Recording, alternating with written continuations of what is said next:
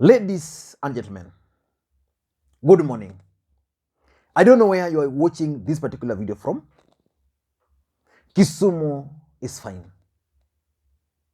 And as you can clearly see, the politics of this country, the 2022 politics, is already taking shape.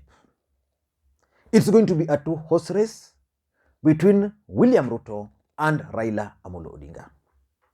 William Ruto is already sprinting.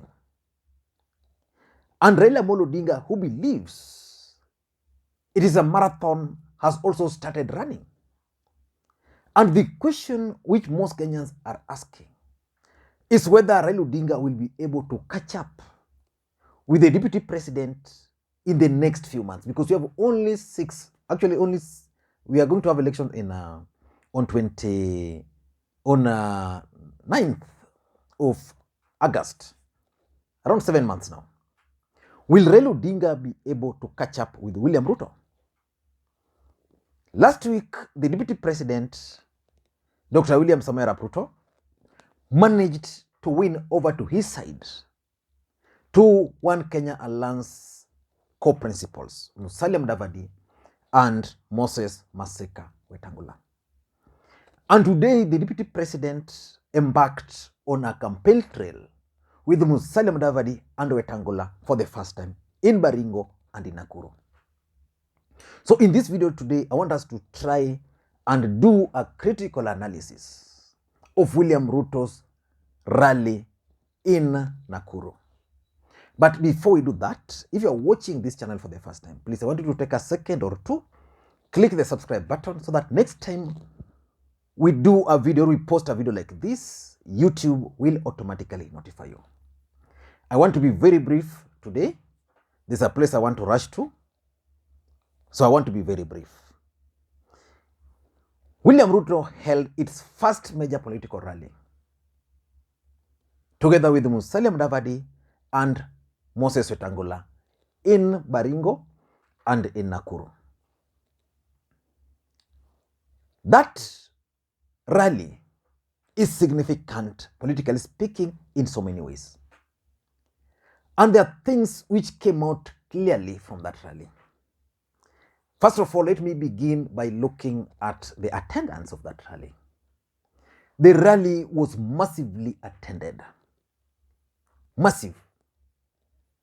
But what I don't understand up to now is why a section of the crowd were actually leaving when Musalia Mudavadi was speaking.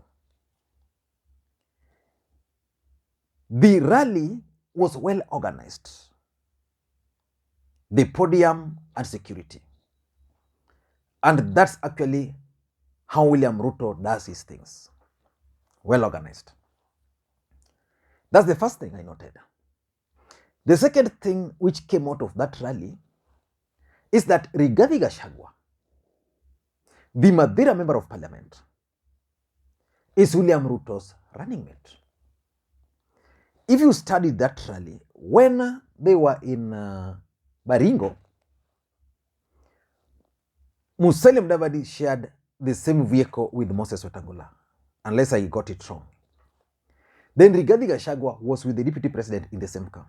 I saw them on top of a roof. That was a message which was being sent to Kenyans. In Nakuru, where there was rally and now people were seated, sitting arrangements is always key. So there was William Ruto. Then next to him on this side was Musalia Mudavadi.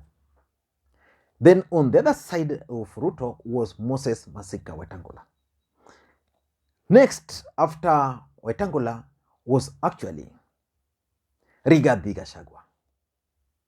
Rigathi Gachagua is just a member of parliament. The host,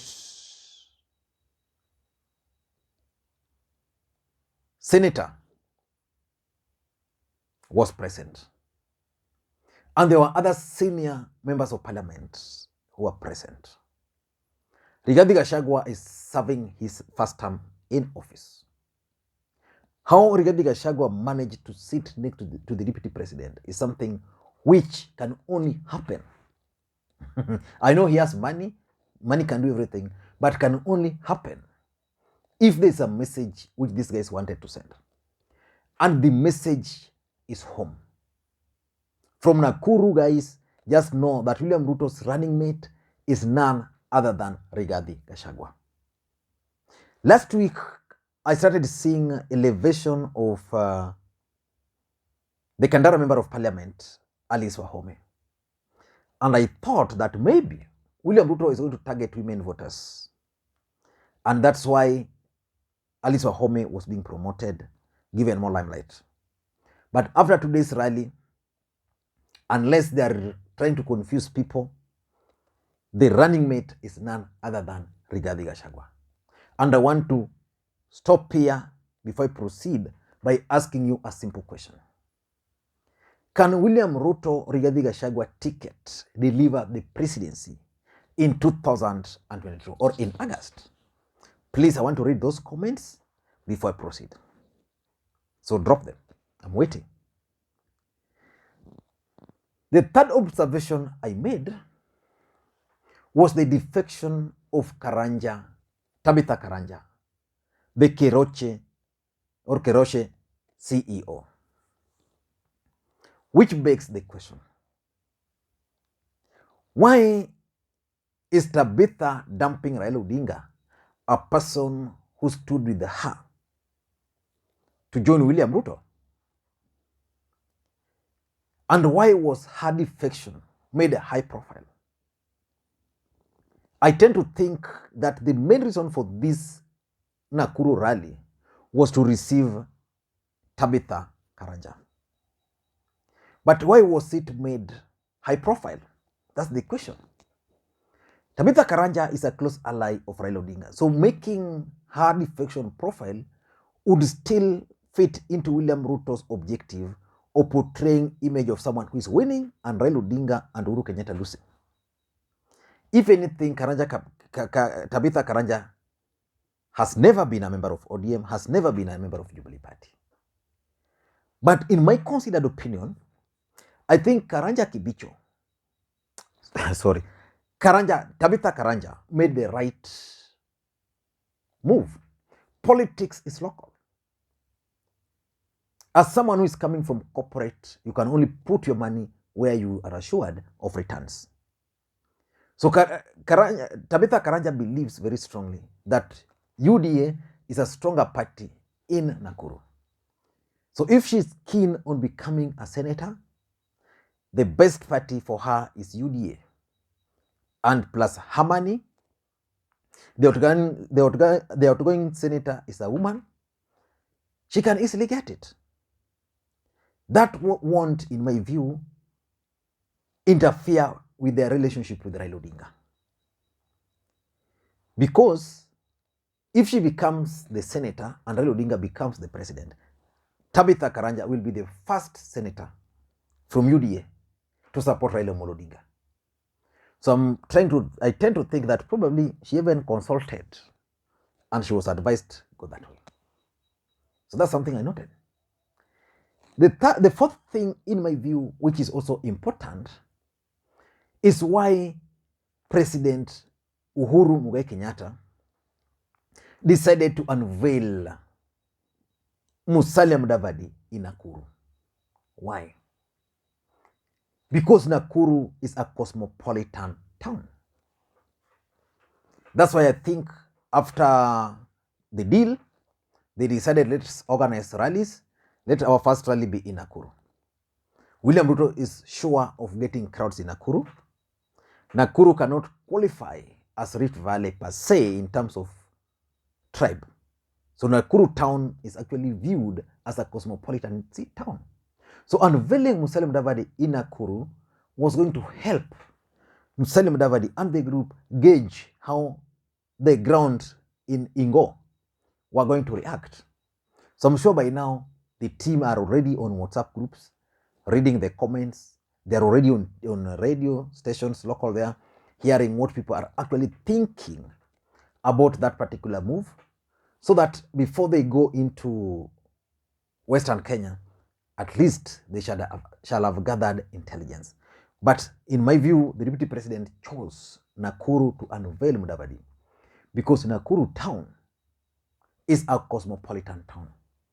And importantly, this was done to create momentum for Musalia Mudavadi's William Ruto's tour of the larger Western Kenya. I am sure that from Nakuru, the next stop is definitely not, if not Western Kenya, but maybe the next would be in Western Kenya. By that crowd, it should be able to create enough momentum so that if there were people who had doubts to watch Mudavadi, the right place was in Nakuru. You could see in Baringo how Mudavadi was cheering people, and people were like, earthquake, earthquake, earthquake. So that momentum is what Ruto wanted to create, because he understands how politics is, and that's why they chose Nakuru. So I've talked of choice of the venue. The other important thing is that Nakuru town was also chosen because it's neutral. So it was the best place for Mudavadi to respond to Uhuru Kenyatta. And indeed, Musalia Mudavadi responded to Uhuru Kenyatta in Nakuru. If you had responded to Uhuru Kenyatta in a place, let's say Kericho or Bomet, you would say he was carried out by the crowd, the crowd was charged like that. If you were to do that in Luhyaland, it would have been the same story. But now he decided Nakuru, and he responded because Nakuru is neutral. And the last thing I observed was the link between Musalia Mudavadi and the Kalenjin nation. Musalia Mudavadi, surprisingly, shocked the country by stating that the mother is actually related to some extent. Let me just refer to my notes here. Oh, imepotea. Okay. Yes. That the mother, Rosbella Chirono, was coming from that area. Probably that's why they organized that Baringo thing, so that they can tell the Kalenjin nation that this is one of us. And he reminded everybody that the uncles, Douglas and Albert Chemtai, were amongst the crowds there.